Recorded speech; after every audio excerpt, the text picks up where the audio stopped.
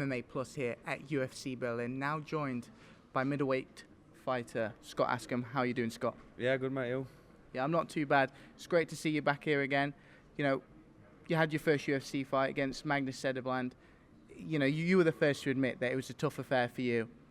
How is it now feeling? Before that, you'd arguably never lost a round in your career. You went in that Magnus fight, and things seemed to turn topsy-turvy for you. You know, for you now, how is it about bouncing back here at Berlin? Yeah, obviously bouncing back's a big thing that I need to do. It was hard for me to swallow that. I obviously, like you said, I never lost a round, never mind lose a fight. I've still only lost 2 rounds in my career. But I lost the fight, yeah, but did I get beat up? He stalled, he won the fight, but that's just how it is sometimes, isn't it? I got took down more than I would have liked to. I was carrying injury into the fight without making excuses, but as you can see, I've got nice big scars down both my elbows where I've had surgery straight after the fight. But yeah, it is what it is. It was probably a kick up arse I needed, really. Since then, I've moved camps. I was already thinking about moving camps. It just all happened in the middle of my campus sort of thing. You know what I mean? I know it sounds like I'm making excuses, but I'm really not. Magnus, what better fighter, he won. But I am happy that it's gone down this route, so I am where I am today. You see a lot of fighters who take their first pro loss in their career and they don't know how to react to that. You know, were you in that kind of state, or did you think, look, I need to regroup and then I can come back stronger? Well, like I said, pretty much soon after the fight, I knew that we were going to change camps. I didn't really know where I was going to go to be honest with you. I'd heard of Darren Morris through camera school when I trained him at AVT at Danny Mitchell's gym. And obviously Darren was there with Mike on the same card in Sweden, so I got to talk to Darren. I got to know him a little bit, and I went straight over there. Waiting for a session. I knew it was the right choice and it was the right place and where I needed to be. ASW right now is one of the hottest camps in the UK. There's numerous champions out there. Mark Diakese is current champion out there. Andy Devent, the Lonsdale champion. As you mentioned there, Mike Wilkinson, who was supposed to be on this card. What is it about ASW at the minute where it just seems that everybody there is on fire? Yeah, it's got a good vibe around it. We've also got Lee Chadwick as well, who's been a massive part of my camp this time. He's been my main sparring partner throughout camp, and he's been unbelievable. He's got a baby due soon, so he hasn't got any fights planned, but he's stayed fit alongside me, which obviously I massively appreciate. Like I said, Mark Diakese, Bama champion, Mike Wilkinson.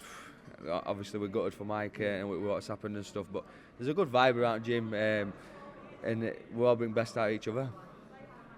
For you now, you just mentioned that bringing in Lee Chadwick. Do you think that he imitates the style of Antônio dos Santos? We know Chadwick's a very come forward and brawling style fighter. Yeah. I think he does everything that dos Santos does, but a little bit better. I think he's slightly heavier, a little bit stronger, heavy-handed. So everything that I want and need in this fight, I've got through Lee. Yeah. Obviously, I've had other sparring partners as well, of course. You know what I mean, but like I said, I've just give Lee a special mention there because obviously he stayed in shape when he's got a daughter, a baby due. I said daughter, I think it's a daughter. Yeah. You know, Lee's extremely experienced, and the UK circuit. He's a veteran of that scene, as you mentioned there. Daz Morris as well, a huge, in the UK scene, a big part of that. How important is it for you as a fighter, still young, to be training with guys who have that experience and it can help you progress in your career? Yeah, that's the main thing, progression, and that's what I need. I want progression as fast as I would have liked to, and now I am. Do you know what I mean? I'm in a really good place at the minute. I feel good. I can't wait to fight. I can't wait to showcase what I've learned really as well. Do you know what I mean? I put a lot more submissions into my game. My wrestling's better, and even my striking's better. I've dragged more power out of my strikes through my movement.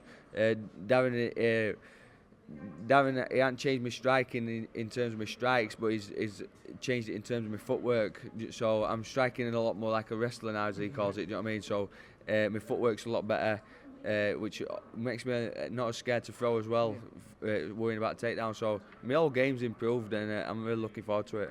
You mentioned your wrestling, your striking there. Apart from that, physically and mentally, what's different now for Scott Askham? You know, you've always been a huge prospect from the UK, but what is it now about putting that in place and showing on the world international scene that you know you're here to stay? Say that question again, man. I don't understand. You know, you're progressing, as you mentioned. You're wrestling, you're striking, mentally as well as physically. What's different for you now? I won't say there's much different. I feel stronger physically as well. Again, through my strength and conditioning coach, Strong101. I always feel in a good place mentally. I'm a strong-minded person. I always feel like I'm going to win fights, obviously, but my skills have improved massively. Yeah, my skills have improved. Finding out to Santos, he is your opponent across the cage. He has a tough grappling game, as we know all Brazilians do, but he's also a very good striker as well. Where do you think you can see most success in this fight? I see most success striking. Obviously, I'm out and out striker myself. I don't mind wherever the fight goes. I'm willing to take it. I think I beat him in all areas. I just can't wait to show it.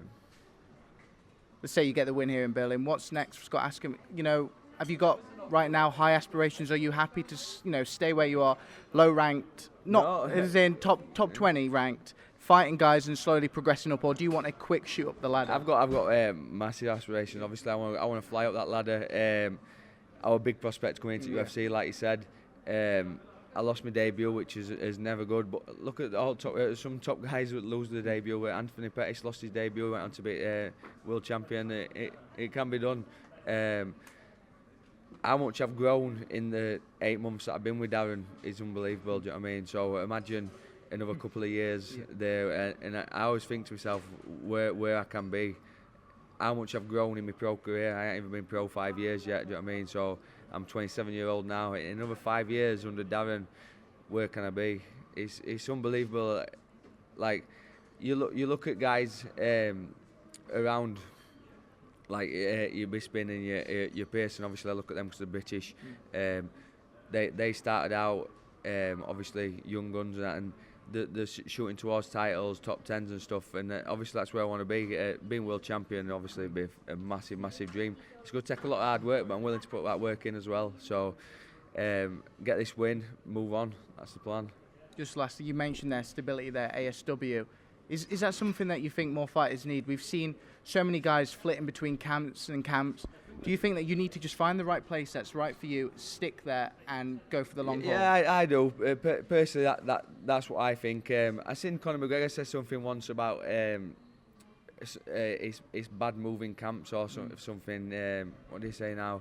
Oh, you should have trust in your coaches. Yeah. But it's easy for him to say when he's got that trust in his coach. He's been at SBG all his life.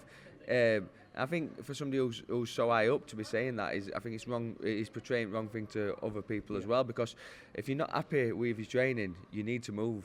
There's no two ways about it. You need to make sure you're happy about your training, happy about your progression, and make sure you become a better fighter for yourself.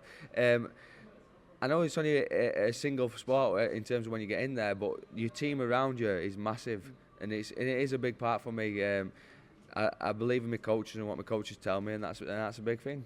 Well, Scott, I want to thank you very much for your time and wish you good luck Saturday night. Cheers, thank you.